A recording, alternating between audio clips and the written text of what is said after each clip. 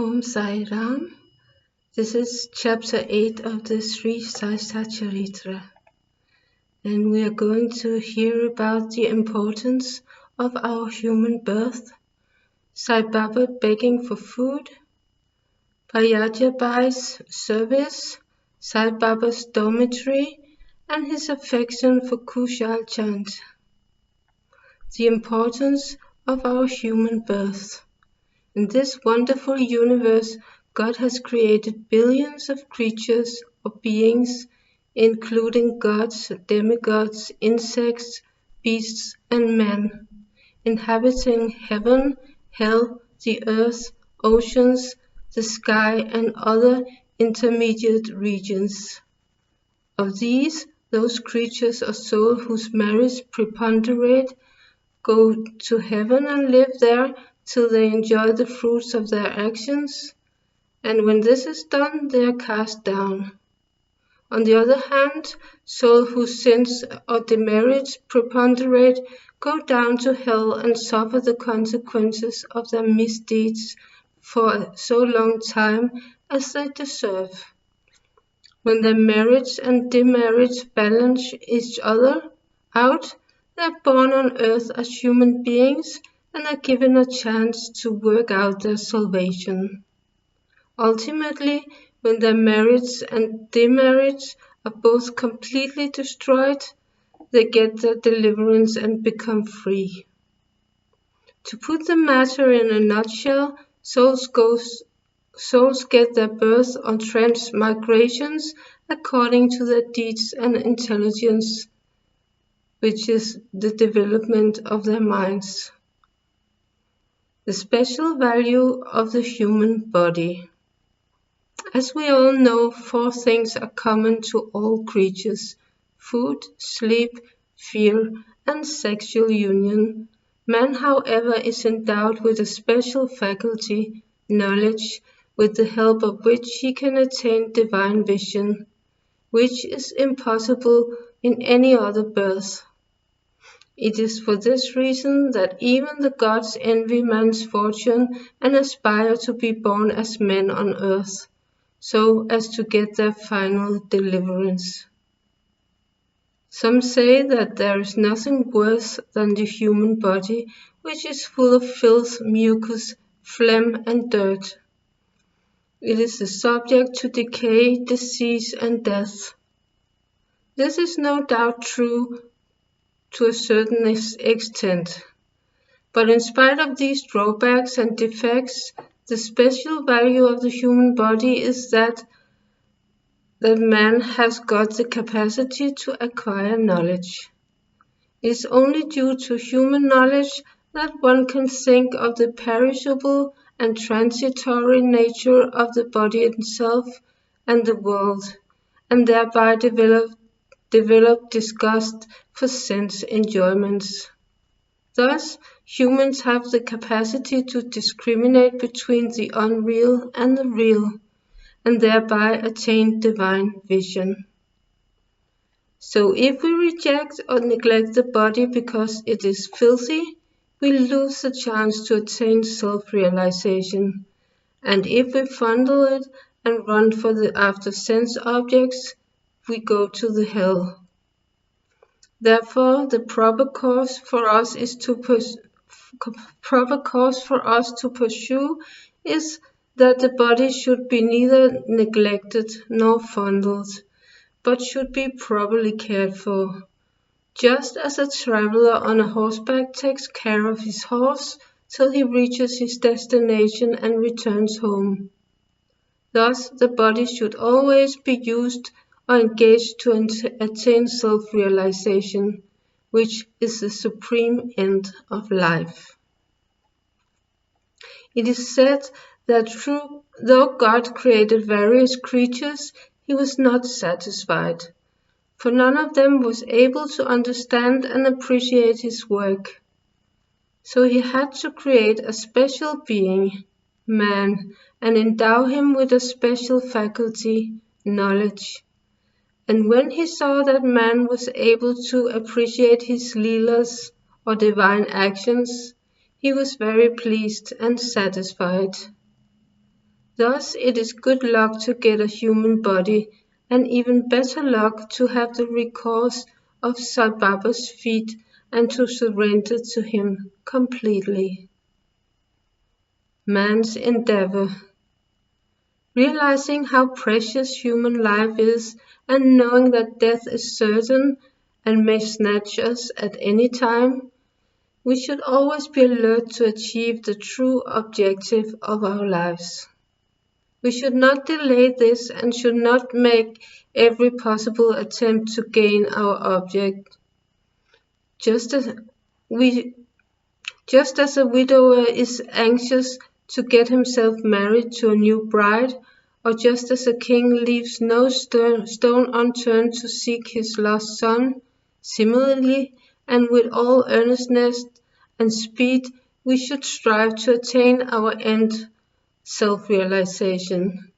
Casting aside sloth and laziness and warding out of drowsiness, we should day and night meditate on the self.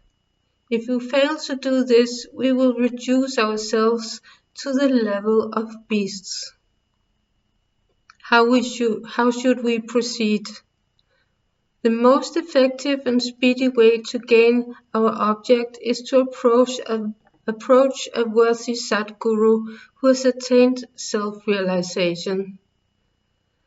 What cannot be achieved by hearing religious lectures and the study of religious work is easily obtained in the company of such worthy souls.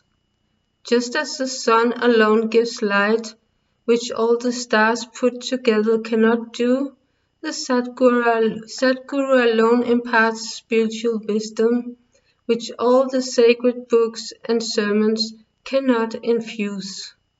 His movements are simple, and simple talk gives us silent advice.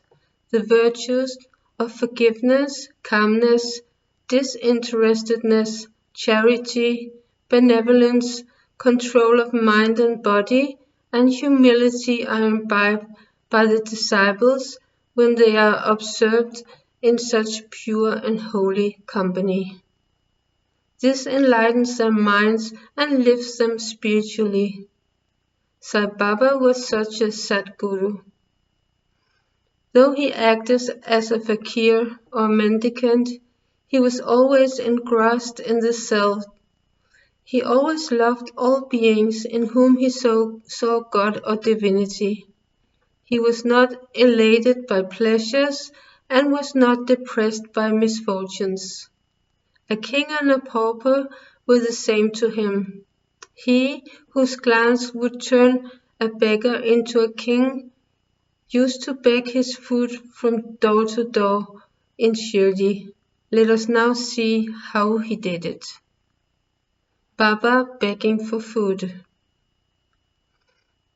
Blessed are the people of Shirdi, in front of whose houses Baba stood as a beggar and called out, "Oh lassie, give me a piece of bread," and spread out his hand to receive the same.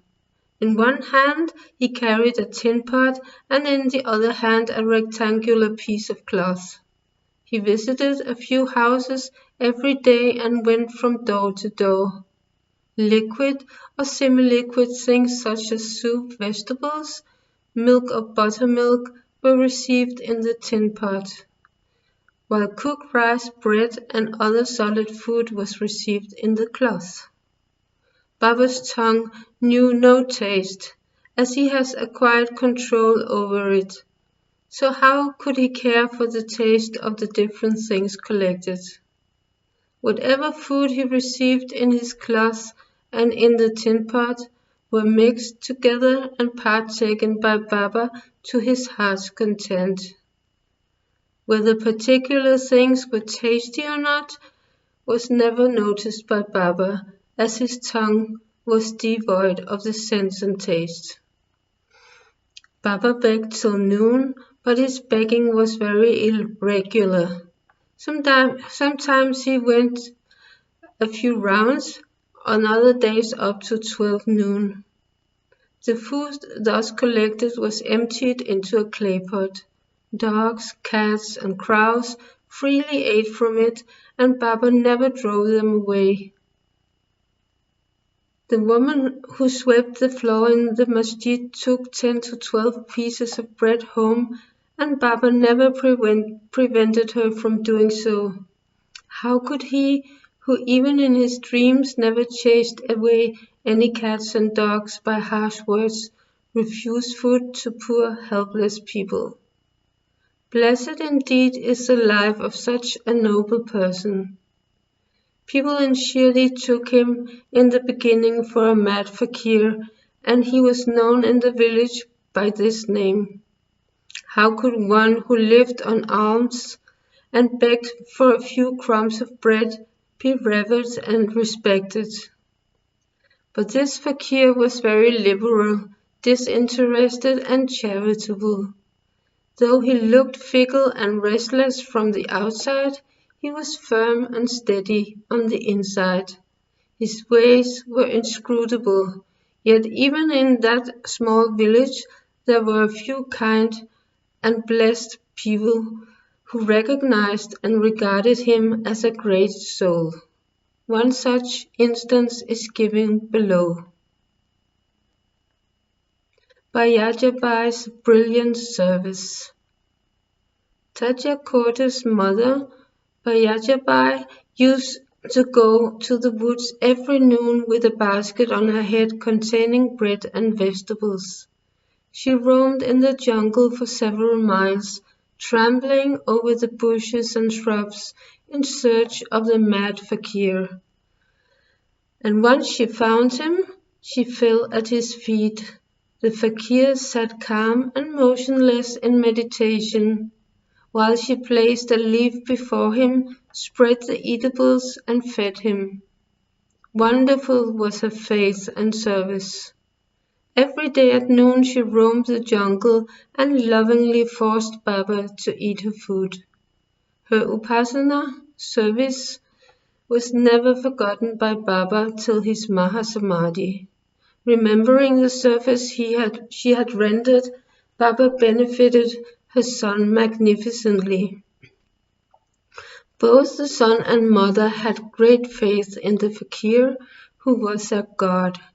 Baba often said to them that mendicancy was the real lordship, as it was everlasting, and the so-called lordship of riches was transient.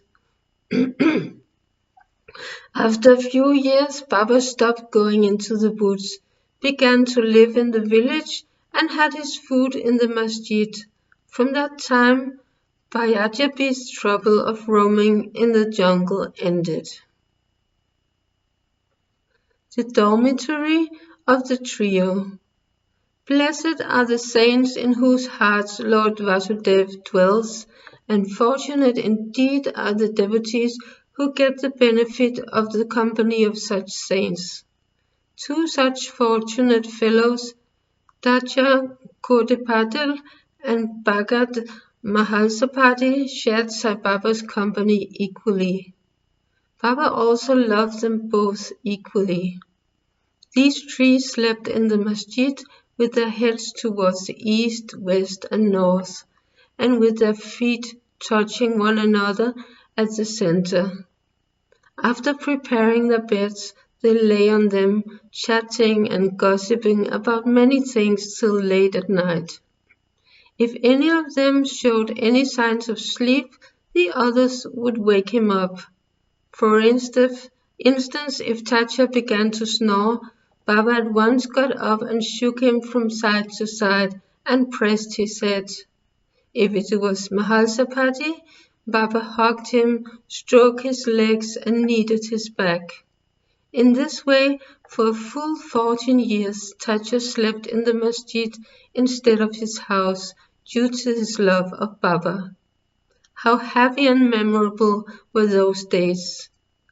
How does one measure that love, and how does one value Baba's grace? After his father passed away, Tatya took charge of household affairs and began to sleep home. Kushal Chand of Rahata. Baba loved Ganapat Kotipatil of Shirdi. He also loved Chandraban Shet Marwadi of Rahata equally.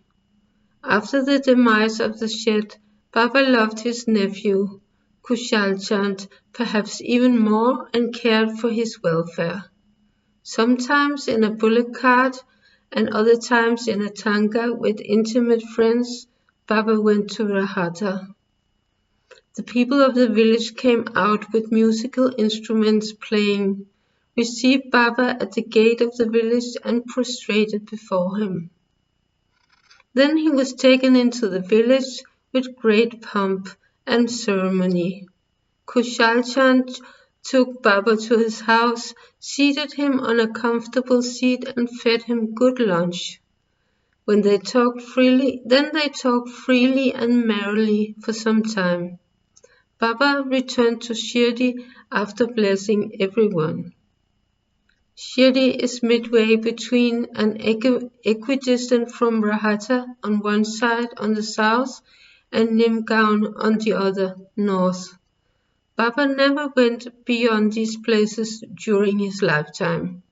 He never saw a train or travelled by it, and yet he knew the exact timing of the arrival and departure of all trains. Devotees who acted according to Baba's instructions, which were given by him when they were leaving, fared well. Those who disregarded them suffered many mishap and accident. More about this and other matters will be told in the next chapter. Bow to Sri Sai. Peace be to all.